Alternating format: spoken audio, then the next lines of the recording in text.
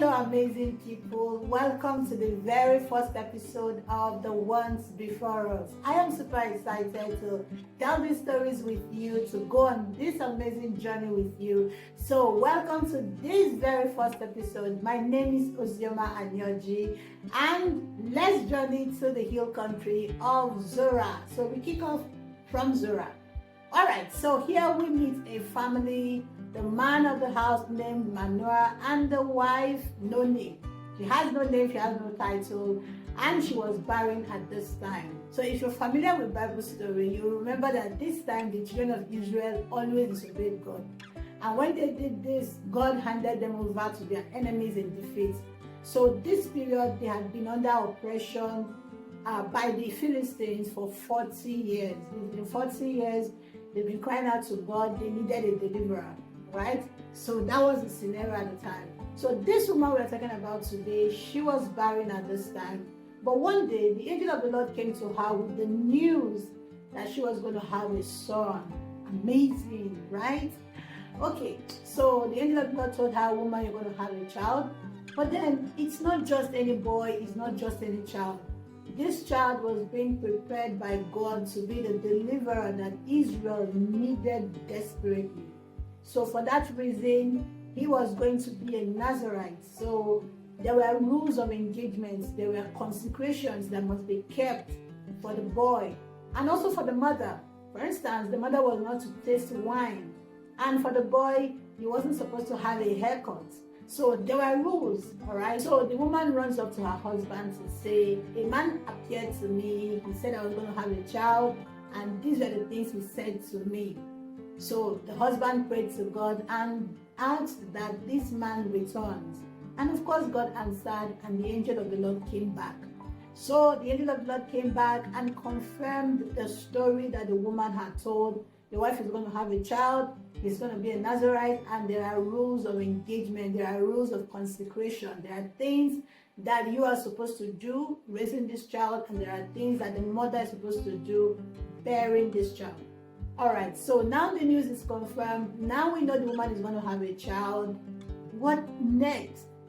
Well, if you want to know the very details of this story, you can get all of the details in Judges chapter 13. And while we take a break from this story, let's look at some of the amazing lessons we can learn from the life of this woman. The first very important lesson is the fact that she was found faithful. She was found trustworthy to bear this very important responsibility.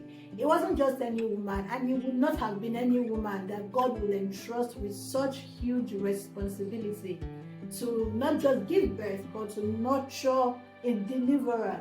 All right, so it was very important that God entrusted this responsibility to this woman. So that tells me something about the woman. It means this woman is not just anybody. She wasn't just any woman. She must have been faithful, she must have been obedient, she must have kept herself. So it's a question of, can God trust you and I with the responsibility of the next generation? Imagine God telling you right now, in the next 5 years, you're going to have a child, and he's going to be the captain of this industry, or he's going to be an amazing minister of the gospel, and this and this and these are things you're supposed to do. Can you imagine that for a second? God trusting you with such huge responsibility as a woman. So the question to you and I today is, can God trust us? Can God trust us with the responsibility to raise the next generation of mighty men? Can God trust you and I? While you reflect on that, let's look at the second thing to learn from this woman's life. And that is the fact that the moment the news came to her, she ran to her husband to tell him. I know it doesn't feel like a lot, it doesn't feel like any significant thing, but let's remember this woman was married. And let's remember that when it comes to the institution of marriage, the father or the husband was the head of the home. It was very wise of her to go tell the head of the family the news she had received that was going to affect the family setup. And that is something that women, and that is something that we should learn from today.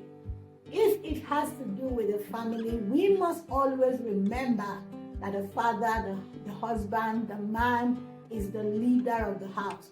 So as God keeps leading us, as God entrusts us with huge responsibilities, we must not neglect the structure and the institution of marriage. It is very, very important. All right. So this is where we will call it a day today. We have learned 2 amazing lessons. I'm sure you learned something, and I am excited to share with you, of course. I will come your way again next week. Remember, if you want to know the details of this story, make sure you catch all of them in Judges chapter 13. So you know already that the woman we talked about today was the mother of Samson. Alright guys, so I will come your way again next week with another amazing episode, of course with another amazing story and with amazing lessons to learn from it. My name is Ezer and I will see you next week. Bye.